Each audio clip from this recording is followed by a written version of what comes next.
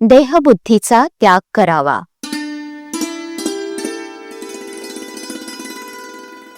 मानाला कारण अभिमान होय. मी मोठा असं मनाने घेतलं म्हणजे मानाची गरज लागते. हा अभिमानच भगवंताच्या आणि आपल्यामध्ये आड येतो. हा अभिमान घालवायला गुरु आज्ञेत राहणं, त्यांना शरण जाणं आणि त्यांनी सांगितलेली साधनं करणं हा उपाय आहे. पण ही साधनं निराभिमानाने झाली पाहिजेत. हा अभिमान फार सूक्ष्म असतो.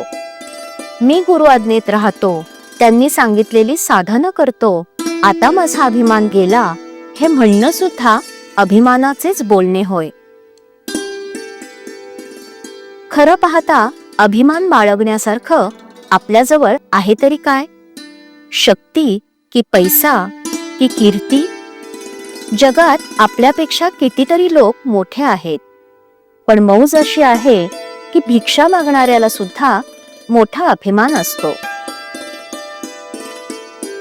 मी अमक्याच्या इथे भिक्षेला गेलो होतो, त्याने मला हट म्हटलं, तेव्हापासून त्याचा उंबरठा नाही चढलो मी, असं तो म्हणतो. तेव्हा हा अभिमान आणि अपमान हे काय चीज आहे याचा शोध आपण घ्यायला पाहिजे. याला अगदी मूळ कारण देहबुद्धी. ही देहबुद्धी नाहीशी झाली पाहिजे. एखाद्या झाडाला खत घालत गेलं तर ते मरेल कसं? मला लोकांनी बरं म्हणावं, मान द्यावा, शिव्या दिल्या तर वाईट वाटतं, हे देहबुद्धीला खत घालण्यासारखं आहे. चांगलं वाईट, मान अपमान सर्व देवाला अर्पण करावं. वस्तुतः कर्तेपणच त्याच्याकडे सोपवावं, म्हणजे त्या कृत्याचे परिणाम मनावर होऊ देऊ नयेत. व्यवहारात थोडा अभिमान लागतोच, पण तो केवळ कारणापुरता असावा. वरिष्ठाने नोकरांशी वागताना अभिमान पाहिजे, पण तो टिक्क्यापुरताच, त्याचा मनावर परिणाम होऊ देऊ नये. ही देहबुद्धी, हा अभिमान जायला सद्गुरूचंच होऊन राहावं. निदान बळजबरीनं तरी मी त्याचा आहे असं म्हणावं. सद्गुरू तुम्हाला नकळत तुमचा अभिमान दूर करतील.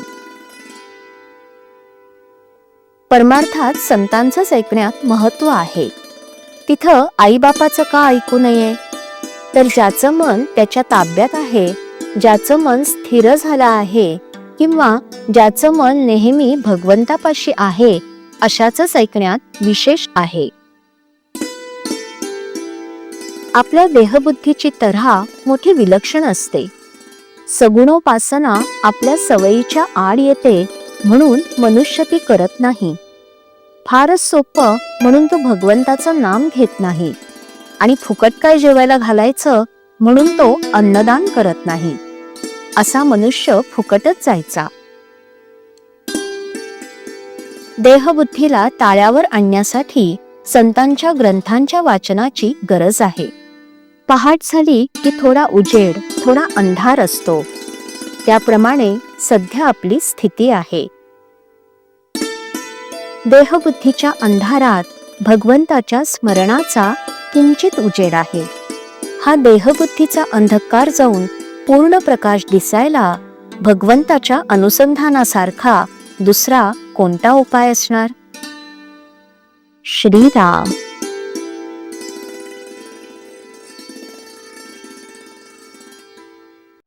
श्रीराम जय राम जय जय राम. श्रीराम जय राम जय जय राम. श्रीराम जय राम जय जय राम. श्रीराम जय राम जय जय राम. श्रीराम जय राम जय जय राम. श्रीराम जय राम जय जय राम. श्रीराम जय राम जय जय राम. श्रीराम जय राम जय जय राम. श्रीराम जय राम जय जय राम.